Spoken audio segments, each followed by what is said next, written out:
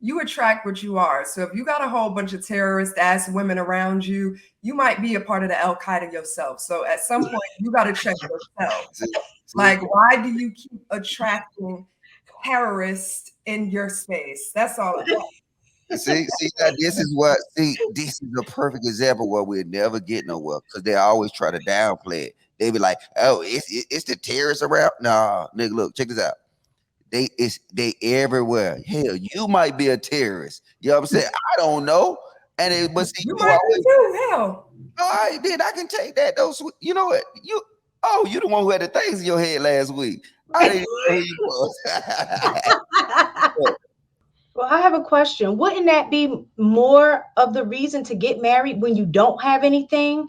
Because, like, hold on, like Trill was saying, and actually I think Logic was saying too, that men fear marriage, right? So some of the things that I heard, well, one of the main things that I heard is that the reason they fear it is because they have a lot to lose, right? And I'm assuming when you say a lot to lose, you're referring to financially, as the primary reason. So if you get married while you're on your grind coming up, at that point, you have nothing to lose. So that shouldn't be a deterrent to get married.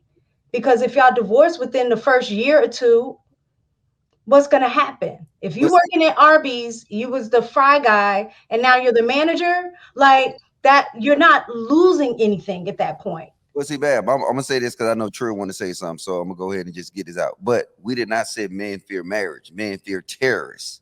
You know what I'm saying? No, you said no. No. So let me ask you a question, Logic. He's correcting his original statement. No, I did. I'm still saying the same thing. Men, men. Okay, so real. See, somebody triggered by that. Look at that. Go ahead, Shantae. Look at. Yeah. Can we, Della? Do you have anything you want to? I just wanted to hear from the people who didn't have an opportunity to speak.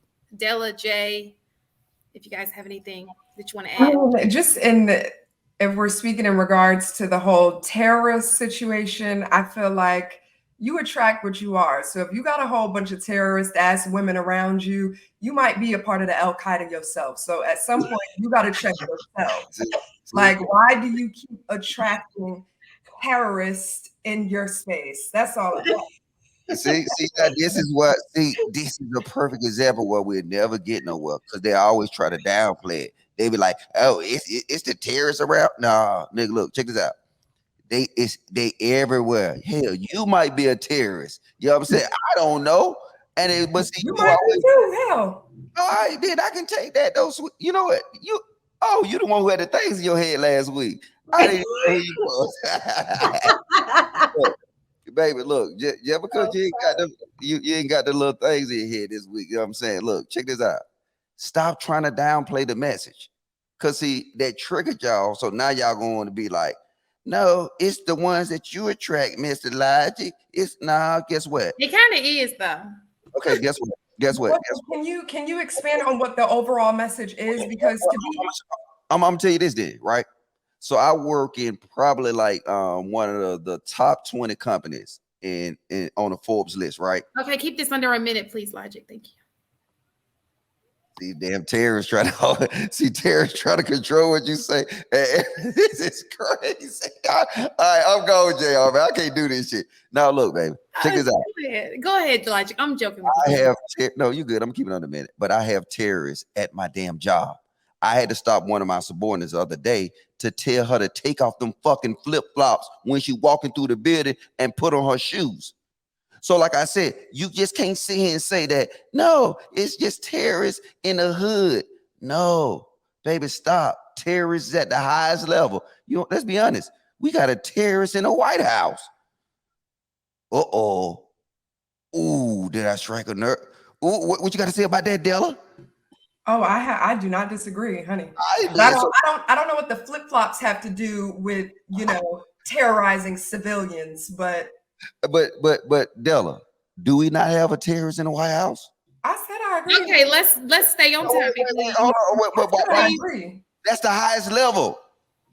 Right, but you're talking about one person. We're talking about your love life, the people that you attract.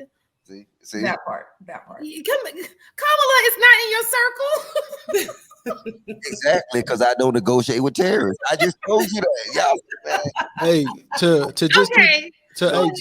to when you think about it though, like what Mistaken was saying, as far as building together when you have nothing, you know, I know there's brothers out there that value day ones. We even call it that. You know what I mean? So if you have a woman that's rocking with you from day one before you had anything, come on, that's a totally different thing than a woman that meets you when you already who you're supposed to be. So it's value in that. It's value in building together. I don't think every man feels the same way. And I think that's why it's a little confusing, because some men are cool with building with women. And some men are like, man, I got to establish myself before I'm comfortable to marry somebody and be able to provide for my family. Those are just two different philosophies as it relates to marriage and family.